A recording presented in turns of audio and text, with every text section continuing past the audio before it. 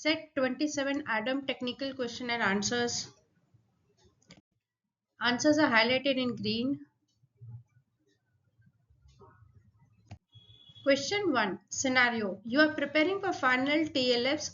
Your team asks for demographics, treatment start date and randomization details. Which of the following best describes the purpose of the ADSL dataset? Option A says contains subject level analysis results. No. ADSL contains subject level data. So this is not the right answer. Option B says contains raw SDTM findings data. Now findings data is not related into the ADSL because it's a subject level data. So this is not the right answer. Contains lab values with baseline flags.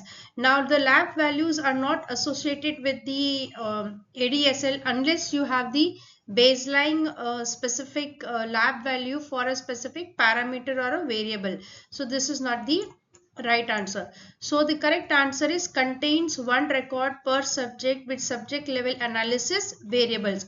So those variables that will be used for doing the analysis purpose, those data will be present in the ADSL dataset. So the correct answer is C. Question 2 scenario. You are creating a data set for efficacy analysis and need the subject's treatment start date. In an ADaM dataset, what is the purpose of the variable TRT SDT? Option A says date of informed consent. Now date of informed consent is very different to TRT SDT. So this is not the right answer. Option B, randomization date. Now even the randomization date is very different for the TRT SDT because this variable is related to date of first exposure, right? So this is not the right answer. Option D says visit date of first observation. Now visit date and TRT SDT is very different. So these are not the right answer. So the correct answer is start date of the first exposure to study treatment. So correct answer is C. So TRT SDT is nothing but the start date of the first exposure to study treatment.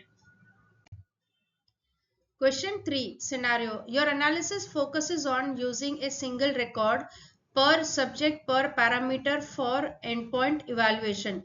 Which of the following flags is used for identifying a record to be used in a primary endpoint analysis? Now option A says ABLFL. Now this is related to the baseline flag, right? So this is not the right answer. SAFFL is related to your safety flags parameter. So this is not the right answer. D type is a different kind of nomenclature. So this is not the right answer. So the correct answer is ANL01FL. So this is the variable which it focuses on using a single record per subject per parameter for endpoint evaluation. So the correct answer is B. Question 4 scenario. The medical monitor requests lab trends and changes from baseline. Which ADaM dataset is typically used to store longitudinal lab data with baseline, change from baseline and analysis flags? Option A says ADSL. Now ADSL is related to subject level analysis data. So this is not the right answer. Option B says ADVS. Now ADVS is related to vital signs data. So this is not the right answer. Option D says ADTTE. Now this is related to time to event analysis dataset.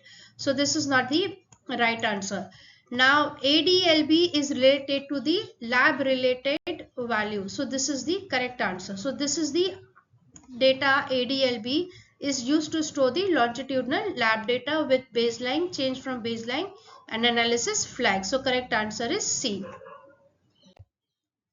Question 5 scenario. You need to pull age and sex from ADSL into ADLB. When merging variables from ADSL into BDS datasets like ADLB, which merging variable is required at minimum? Now subject B says study ID. Now study ID, it cannot be the merging factor when you are merging with the ADSL. So this is not the right answer. Now site ID is will be same for more than like say 10 to 15 subjects. So say for example, one site is having around 10 subjects and another site is having around 12 subjects. So the site ID is same for around 10 to 12 records. So this cannot be the merging factor, right? Option D says visit number. Now again, visit number also, like say a particular patient will have two visit numbers provided it has into schedule or unscheduled, right? So this cannot be the right answer.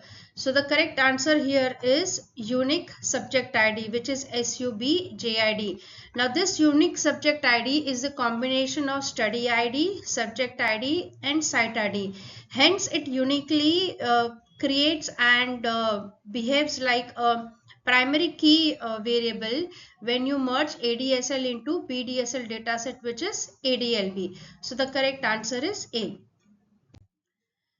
Question 6 scenario. In your dataset, HGB and ALT results are shown under the same variable and you want to identify them separately for programming. What does the variable param CD represent in a BDS ADaM dataset? Now option A says the unit of measurement. Now the param CD is not the unit of measurement, so this is not the right answer.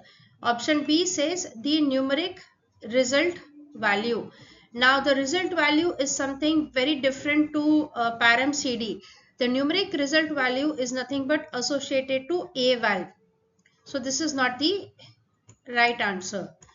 Option D says the visit name. Now visit name is related to, like say a visit n, or that kind of parameter. So this is not the right answer. So the correct answer is the parameter code identifying the test or measurement. So param CD is associated with the param code related value in the BDS ADaM structure. So the correct answer is C. Question 7 scenario. You created a record using LOCF imputation for a missing post baseline visit. In ADaM datasets, what is the key purpose of the D-type variable? Option A says identifies subject demographics. No. Option B says classifies visit type. No. Option D says defines the original SDTM source. No. So the correct answer is it describes the derivation method of a non-original record. So that is the meaning of D-type variable in ADaM datasets. So the correct answer is C. Question 8 scenario. You are reviewing ADLB and notice multiple records with same unique subject ID, param CD and visit. Which of the following would be an appropriate usage of a sequence in a BDS dataset? Option A says unique identifier for each subject. No, the unique identifier for each subject is nothing but your unique subject ID, right? So option B says sequence of visits. No. Analysis parameter category. Now this is parameter category is different, like parcat1. So this is not the right answer. So the correct answer is sequence number to ensure uniqueness of each record.